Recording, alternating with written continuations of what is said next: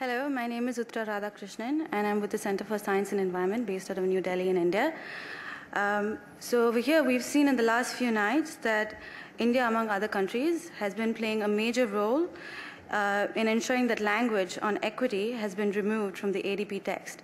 This includes a workshop on equity and also all references to elements of an equity reference framework proposal that was put forward by the African group. This is ironic given that India played a major role in being an equity champion in the Durban talks just 2 years ago, and they wanted equity to be embedded in any future agreement that came out of the ADP.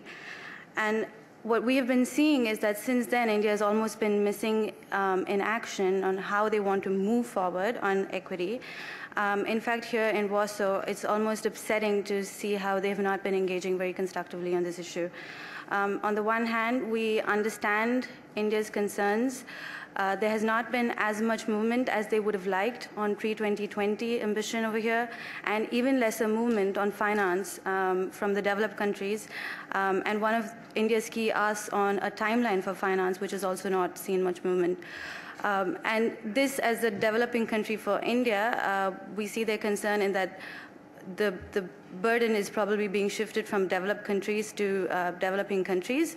But this is all the more reason why India should be engaging on the issue of equity and ensuring that their concerns on historical responsibility or on development need gets reflected in a fair way in how climate action gets divided between countries.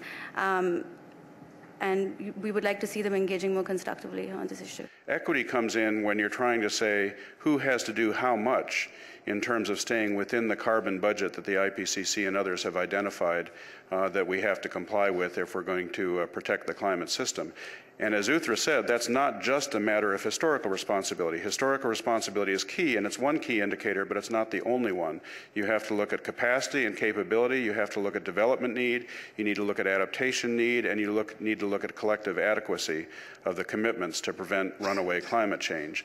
And I think that's what CAN and the Africa Group and others have been calling for, is developing this basket of indicators and equity reference framework that could put all these criteria into context to evaluate countries' commitments when they come forward.